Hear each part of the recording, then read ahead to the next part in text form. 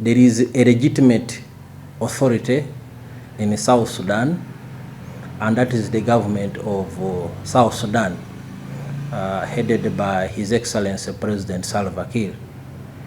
And we are there because the authorities in South Sudan requested the government of Uganda for assistance. And President Yoweri Museveni, who is a long-time Pan-Africanist and who has really stamped a very serious mark on peace and stability in the region, responded positively. And that's why we are there. So there is no alternative. It is the legitimate government of South Sudan whom we are dealing with, and there is no point of saying we are taking sides. No. These are the authorities in South Sudan. They requested their neighbor for assistance, and the neighbor has responded positively. The situation was developing very dangerously, and the chances of outright violence between the different political and military forces was on the verge of full breakout. These tensions had been simmering for months and weeks, which had culminated with some more ministerial and other senior government official sackings and so on. There were threats and counter accusations by both sides, and the reports we have become privy to suggested that the opposition forces were mobilizing a military operation. So basically it was on the verge of breakout of full military hostilities, and our intervention was a timely one and to prevent that situation, because we have been there before in 2013, and the results were horrifying, because close to 500,000 people were killed in 2013, and for the ensuing 5 years, millions of people were internally displaced. Many fled across regional borders into Uganda and other neighboring countries, and it took a lot of effort by regional international players for these contending political forces to come back on the negotiating table in peace talks which were held in Addis Ababa, Ethiopia. And they are where they are because of those concerted efforts. Now, it would be really frustrating if those efforts were to collapse entirely. And that's what we wish and pray that doesn't happen, not only for the sake of the people of South Sudan, but for all of us, Uganda and the region. We need to ensure that trade remains active among our people. The people of South Sudan are our brothers, and it's in our interest that we continue to strengthen that bond between the peoples of the two countries, but also to ensure that our region doesn't keep falling back into violence, cycles of violence. We want a stable, peaceful, and economically prosperous East African region. Of course, with the tensions high in the air, especially before we went in, it was a very worrying development, and people were rightfully concerned.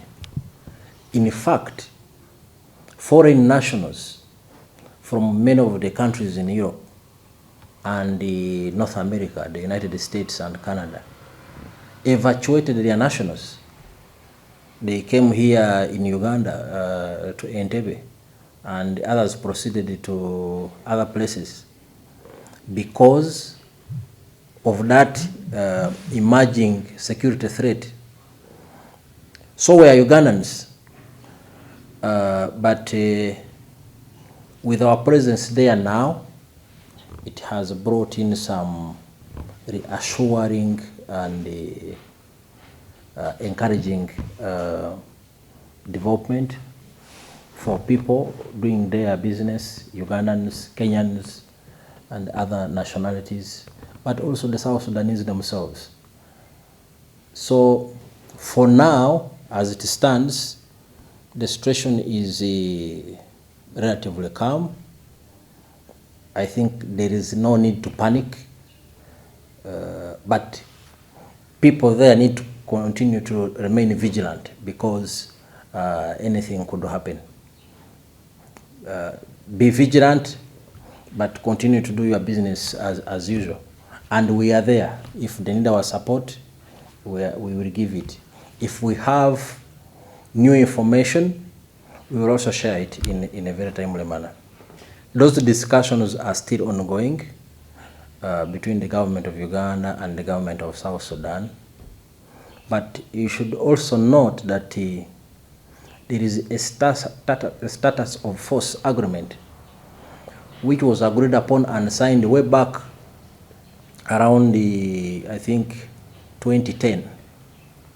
Even when we intervened in 2013, it was under that binding agreement, and it has never been expunged. There is an existing status of force agreement, which was agreed way back in 2010 or thereabout. I'm not exactly sure about the actual year, but it is still valid and it has never been expanded. But of course, discussions are still ongoing between the government of Uganda and the government of South Sudan. More arrangements will be agreed upon, and in the meantime, we continue to fulfill our mission tasks as UPDF, and when the discussions have been exhausted, our strategic leaders will guide us accordingly, and we will abide with whatever guidance they give us. We are dealing with the real and serious issues in South Sudan, and for the people of South Sudan. These are matters of life and death. It is safe to assume that if the UPDF had not intervened as we did a fortnight ago, South Sudan would be in full-scale violence right now and on fire, with people dying in their hundreds or even thousands, and all the destruction that comes with it. So we believe that our intervention was timely and prevented a worse situation from breaking out. And if Dr. Riek Machar is honest, along with his supporters, they will know that Uganda has a very strong track record. For generations, we fought alongside the SPLA. Even when they attained independence, we have continued to stand by their side. Uganda has paid a very significant price in support of the aspirations of the people of South Sudan. Our own soldiers died in South Sudan. We lost equipment and other things. But we have also been host to South Sudanese refugees for many years. I went to school with South Sudanese, and many have settled here, or they have been educated here, right from primary school up to university. So we are the strongest and most reliable partner they have ever had in their struggles for independence and for self-emancipation, and in their current struggles for sustainable peace and security, economic prosperity, and generally socio-economic transformation. So they can always count on us. So any suggestions that we are there for any other reason I think is quite preposterous. We do not have any chemical weapons in UPDF. We have not applied any heavy weapons anywhere. Actually, we have not been engaged as we speak in any violent hostilities with anyone. Not the White Army, not the other allied forces, and so on.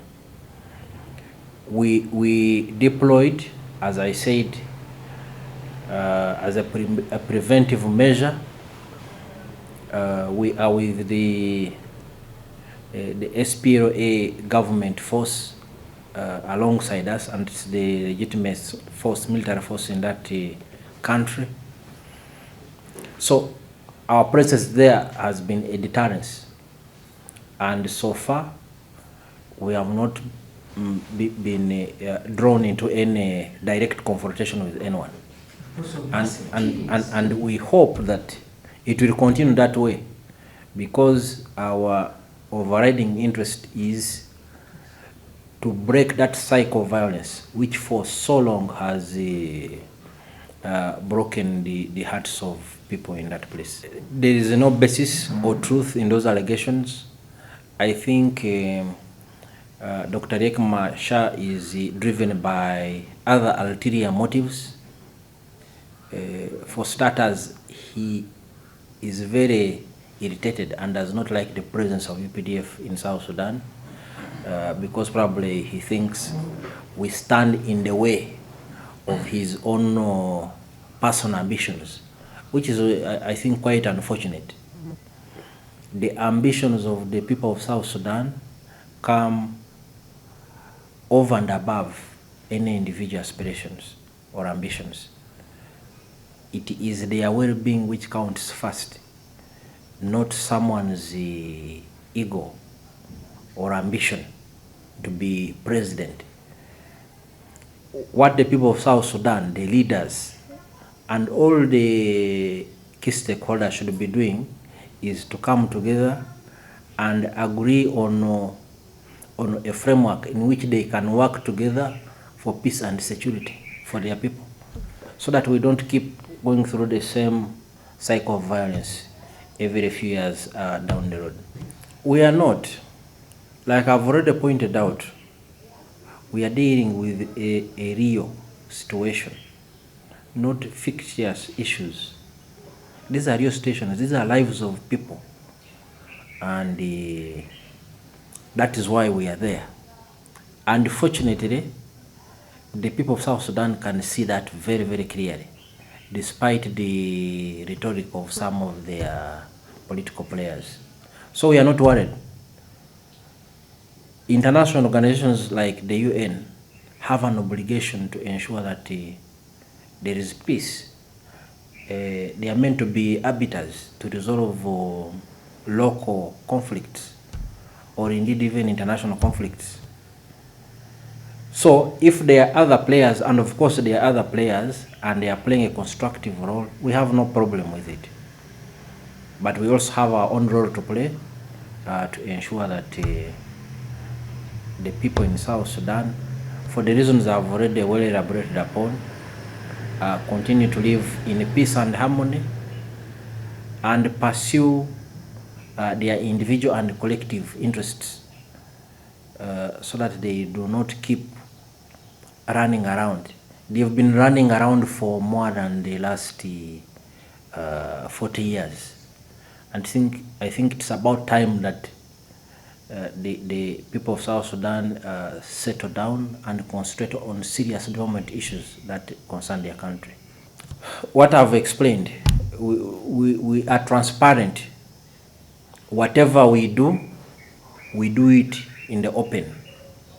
There is nothing we are doing behind closed doors that the world does not know about. When we deployed our forces in South Sudan, initially our special operations units, we came out and told the entire world that we have taken this kind of action. So we are transparent. there is nothing we do or we are doing in hiding. Whatever we do, the world will know about it. Rwanda and Uganda are brotherly countries, and we are one people, really.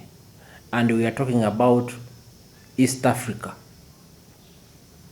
and that's what it means to integrate as a regional grouping.